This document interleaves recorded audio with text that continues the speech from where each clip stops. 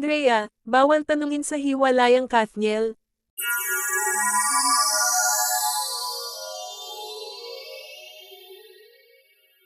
Hindi umano pwedeng kapanayaman si kapamilya star Andrea Brillantes tungkol sa hiwalayan ni Catherine Bernardo at Daniel Padilla.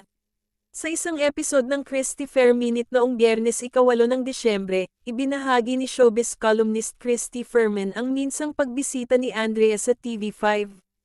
Ayon kasi sa co-host niyang si Romel Chica, nagulat umano ang mga tao nang makita kung gaano karami ang entourage ni Andrea sa isang event. Sipa ni Romel, at hindi lang basta encouraged, may mga gwardyang naglalakihan. Bantay sarado, ika nga. Alam mo naganap yan dito sa TV5, sa atin. Ito ay nagkasabay kasi yung guesting ni Andrea dito at saka ng presko naman ng Tito, Vic, and Joey, kwento ni Christy.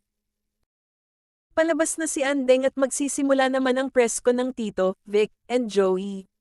May mga press people. Kahit naman sinong magpunta sa ating bakuran, binabantayan naman talaga ng ating mga security, aniya. Dagdag pa ng showbiz columnist, tapos iba pa yung mga kasama ni Andrea. Pero totoo na hindi siya pwedeng interviewin talaga tungkol sa hiwalayang Catherine Bernardo at Daniel Padilla. Hindi siguro ito yung iniisip nilang napapanahon, di ba? Kasi nga sunog na nga naman yung ale. Matatandaan kasing bago pa man kumpirmahin ni Catherine at Daniel ang kanilang hiwalayan, umugang na ang balibalita na palihim umanong nagkikita ang huli at si Andrea.